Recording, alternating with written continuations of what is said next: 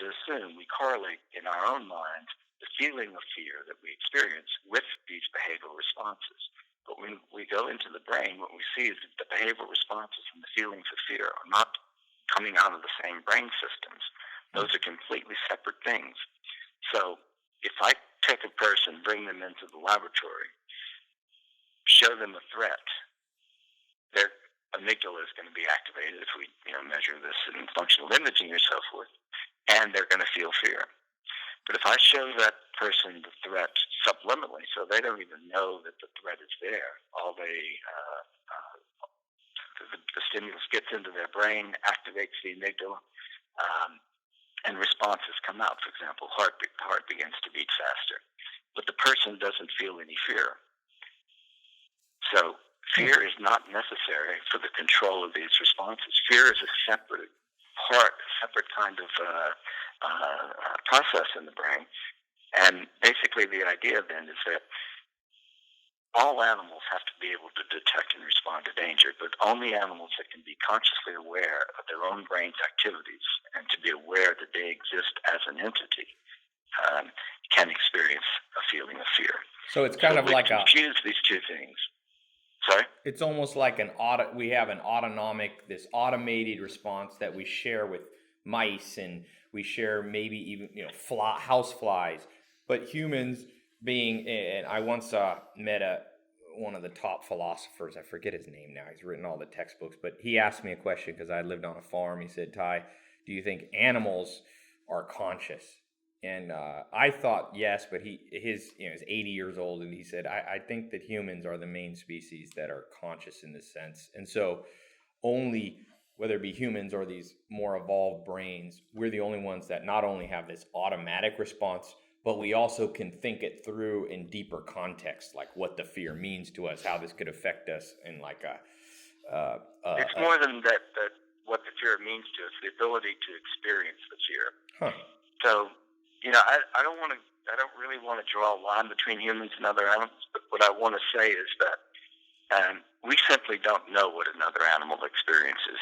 And on the basis of the evidence I just gave you about the human not needing the feeling of fear to respond to a threat, means we need to be very careful about when we use observable responses in animals to assume that they are feeling what we feel. Maybe animals feel something. They have experiences of their own kind, but whatever it is, it's not going to be like the kind of experience that the human brain can have. We have more than 30-something words, 37 or 38 words in the English language alone for variants of fear and anxiety. We have trepidation, consternation, fear, avoidance, terror, horror, panic, and on down the line. And these are gradations of experience that our language classifies. So as an experience is unfolding, we begin to label it. We learn these labels as we grow up as children and apply them to our experiences. So the human brain's experience is going to be very different from any other animal. And so I don't think it's fair to start with the highest levels of human evolution, for example, our ability to conceptualize our experiences, like fear or love or joy or anger and so forth, and to use those very complex concepts to then go looking for emotions in the brains of animals. In other words, we shouldn't be looking for human emotions in animals. We should be asking, what is it in the animal brain that is also relevant to the human brain? And that is something we can study very extensively.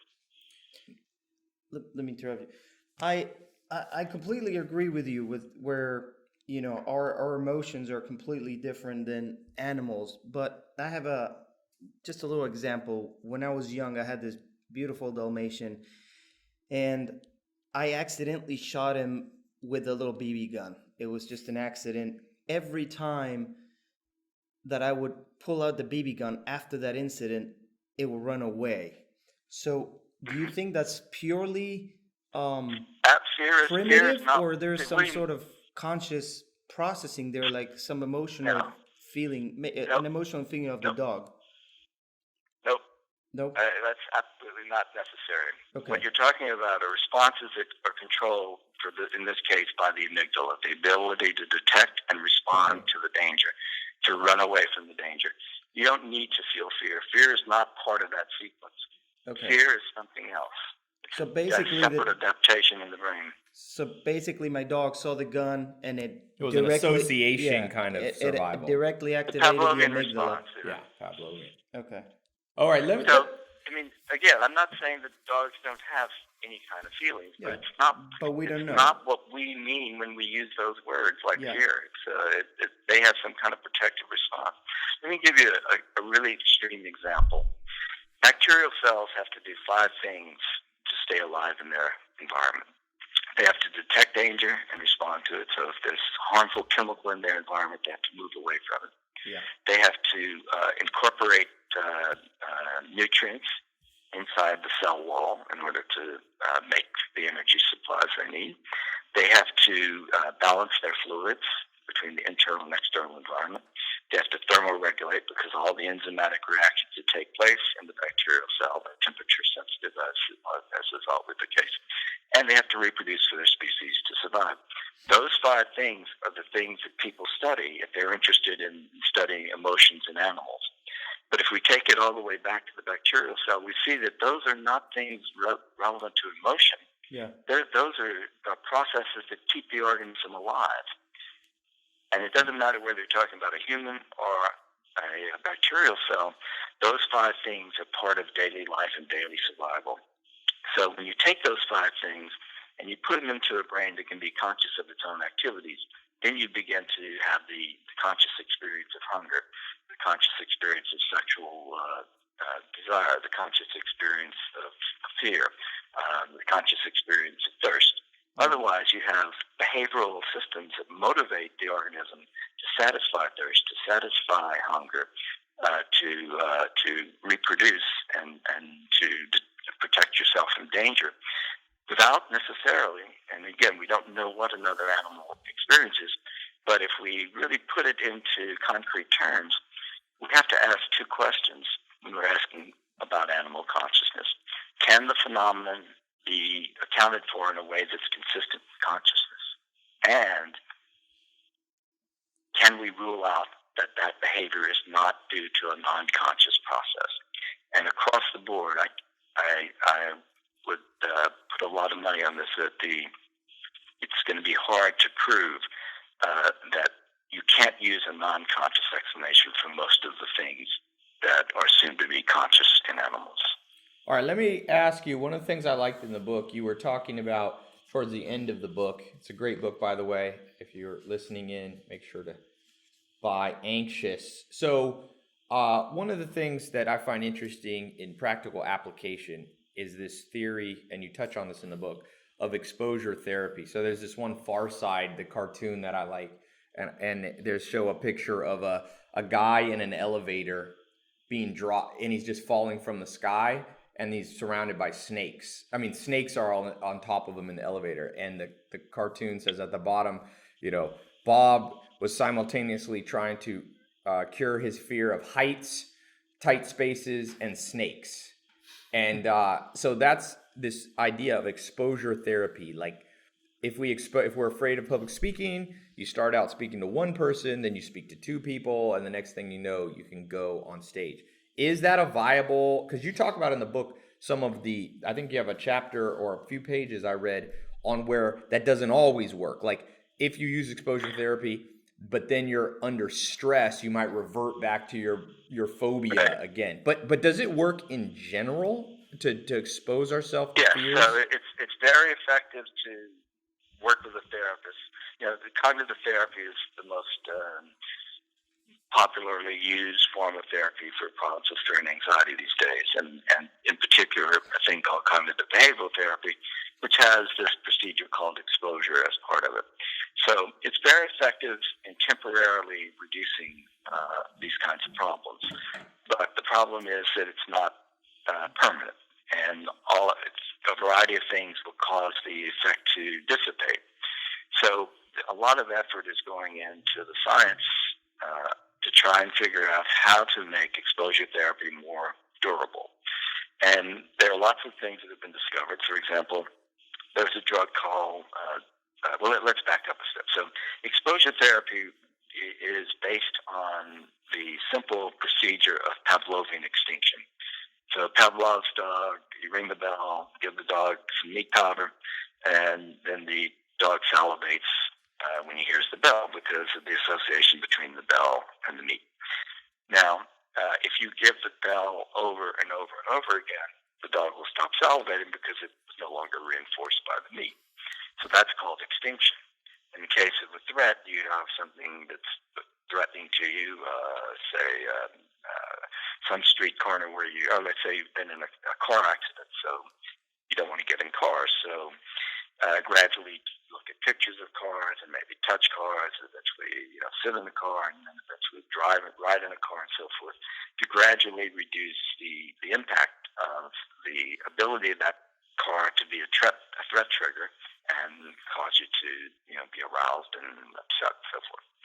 So it works pretty well. But then let's say you've been treated, and now you have to drive past the intersection where you had your accident, and maybe it all comes flooding back at that point because the cues there revive the old memory. So what's going on in extinction or exposure is that a new memory is being created that the stimulus is safe. And the old memory is still there, though, because it can always be brought back. And the question then is, can you make that new memory of safety stronger so that the old memory of threat is less likely to pop back up? And one way that's been proposed to do this is by using drugs. So this is not drug therapy. This is like a one-time shot of the drug during exposure therapy to make that learning more durable. And then after that, because the learning is more durable, then the exposure should persist longer. And there's some success with that approach. This drug is called D-cycloserine, and it's been used to help people with phobias or to help treat certain symptoms in post-traumatic stress disorder and combat victims and so forth. But it does involve this use of this drug. I read that they call those fear annihilation memories. So you create those I read an article, I don't know if this is accurate, that the MPFC part of your brain, your amygdala stores this memory of, you got bit by a dog, and you never can really get rid of those memories. You can't completely remove them, but what you do is you create these new MPFC fear annihilation memories, and your brain basically, if they get strong enough, and this is obviously not the exact process, but your brain looks to the amygdala and then also looks and sees if there's a fear annihilation type memory, and so it can, in a way... That's not the right way to describe it.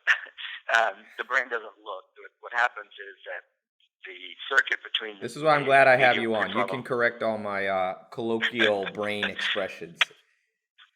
So the medial prefrontal cortex and amygdala are connected in a circuit, and when you undergo extinction, that circuit develops the ability for the medial prefrontal cortex to inhibit the output of the amygdala. So the amygdala can no longer express the response to the threat. Even though the threat is there, you've shut it down, so to speak. So the amygdala can be thought of as the accelerator, and the prefrontal cortex, medial prefrontal cortex, is the brake. But what happens is the brake weakens or is removed by these other kinds of experiences. Now, when you take this drug during the extinction training, what you're doing is strengthening the ability of the brake to clamp down on the amygdala. Yeah. Now, we discovered a way to do that completely without drugs through studies of rats. So, for example, it was an accidental discovery, and what normally you would do is you would give the stimulus, say, 30 times over and over again, say once every minute or a minute and a half, until the response is weak. But the student doing those experiments did the first trial, and then for some reason in that group of animals, she could only do one trial. Maybe I think the apparatus broke or something, and it took her 10 minutes to fix it. So she had introduced a 10-minute break between the first trial and the second trial, and then continued with the one trial every minute or so after that throughout the 30 trials. And the funny thing was that because she had done that in that small group, she did it in the rest of the animals she was studying in that experiment. So she got a big group of animals that had one trial, a break of 10 minutes, and then all the other trials together, bunched together. And what she found was that when she did that, the responses never came back after that kind of extinction. Huh. And was it the break? So, Was the key, having the break? well, what happened was it's very complicated, but let me tell you the implication first. So we did this to get together with my colleague Liz Phelps and Danielle Schiller at NYU. We did this in humans. These are not people with anxiety disorders, but just college students doing an experiment. And so we tested them in the same way, compared to a group that just had the stimulus over and over again in the usual way. And again, in the people who had the break between the first trial and the second trial, the responses never came back. Even after a year, we brought them back into the laboratory, they didn't come back. So this group of researchers at the National Institute of Health and collaborating with researchers in China took drug-addicted rats, exposed them to relapse cues. In other words, what you would do in a rat is you would, the rat might be addicted to cocaine, for example, and the relapse cue would be a tone that every time the rat hears the tone, it gets the cocaine. So then what you want to do is extinguish that tone. So it would be similar to an addict who's exposed to paraphernalia cues. When they see the paraphernalia cue, they would want to relapse, but if they've been extinguished, they're less likely to relapse. Huh. Now, if you do that extinction in the usual way, one trial right after another, it works for a while, but then the rats eventually will relapse. And the same thing with addicts. So what they did was they tried our new method, where simply putting that 10-minute space between the first and second trial, and the rats were less likely to relapse. And they also did it in drug addicts, who also then were much less likely to relapse in the presence of the cues. Well, for a drug addict, for a human, so you're obviously not using an exact apparatus. What would change? What break would there be in order to increase the likelihood that they won't relapse in a human? The key thing is the separation of the first trial from the second trial. Now, what that does is it sets up a molecular process in which a neurotransmitter called glutamate and its receptors are engaged in a particular way and starts in motion a series of molecular cascades involving various enzymes and kinases that are involved in protein synthesis. So when you set that up and allow 10 minutes for it to be established, you then are in a state of the brain where the brain is going to rewrite that experience, that stimulus, as safe rather than dangerous, in a way that is less likely to be unwritten or unreleased again. So basically, it's a way of creating a very strong, very powerful safety memory for a stimulus that was once threatening. So if somebody's overweight, let's say somebody finds themselves, or let's take drugs or cigarettes. So somebody listening in, they smoke a lot of cigarettes and they want to quit. Right. So what would be the first thing that they do, according to this study? I'm not saying you're a proponent of this, but in this hypothetical situation, how would a human set that up in their own lives? Okay, I mean, I have no idea if it would work, but because we haven't done that. But the idea would be you would do exposure therapy, which is common for cigarette smoking. Show pictures of the person's favorite cigarette pack, and I mean, I have to think through this because I'm not exactly. So, are you saying instead of them actually smoking, you would just expose them to things that keep them kind of satisfied, like yeah, cues of stuff that. Let me think about that. Okay, so I guess what you could do is present them with pictures of cigarettes, or exposure to actual cigarettes, or cigarette boxes, or cigarette ads, or whatever, over and over again, to weaken the craving for the cigarette, just as they did in the addicts. Right? So over time, then it would weaken, and then but it would be temporary. It wouldn't be that effective. So the idea would be that if you could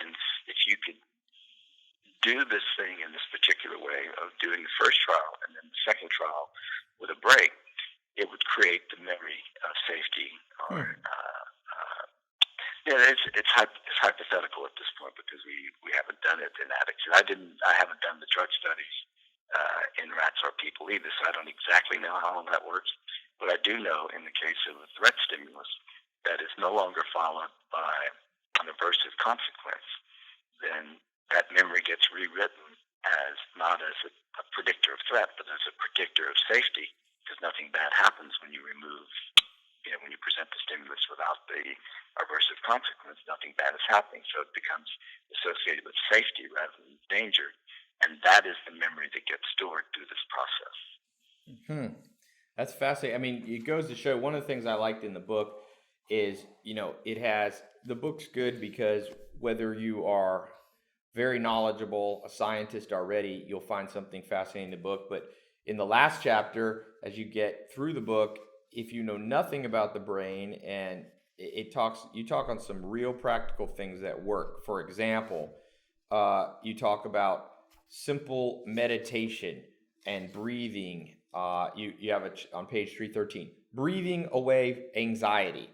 Your brain takes care of all the breathing, and you talk about the wisdom, just take a deep breath, and how there's some grain of truth in this because it overshadows our when we're stressed, right? Our sympathetic nervous system dominates. And so by breathing, can you talk a little bit about just simple breathing, what that does? Yeah. So first I need to just put in a proviso here because apparently some Portuguese newspaper wrote an article about my book saying, if you have post-traumatic stress disorder or other debilitating diseases, all you need to do is breathe. And I got all these emails from people saying, are you out of your mind? Do you know what I'm experiencing? So that's not what it's about. This is for people who are not, with severe anxiety disorders, but, for the everyday stress of life. If you are able to learn how to breathe in the proper way that you could be taught through a yoga class or a meditation class, you would learn how to do deep abdominal breathing that controls the flow of air through your system in a way that entrains, causes the brain to engage the parasympathetic nervous system, which counteracts the sympathetic or fight-flight system in your body. And that shuts down the flow of hormones from your body into your brain, and kind of shuts down, reduces the arousal or hyperarousal that you might experience in a situation of anxiety and stress and worry. And when you do that, it takes the edge off of your conscious experiences, so that you can now focus more in a more kind of peaceful way on what it is you want to think about and what it is you need to actually do in this situation. So rather than being just paralyzed psychologically by this drive of hormones from the body into your brain that's causing your mind to be clamped down, when you remove all of that arousal by breathing in that way, it sort of opens up your ability to focus, concentrate, and attend to what you need to attend to. I have another question, Doctor. If fear and anxiety partially is it's a conscious process, for what I gather from your book, and we're talking in certain area of the book, you're talking about how some people are more anxious than others, some people are more fearful than others. Would you say part of that is because of early experiences in life? Because obviously, if it's not inherited, if it's all based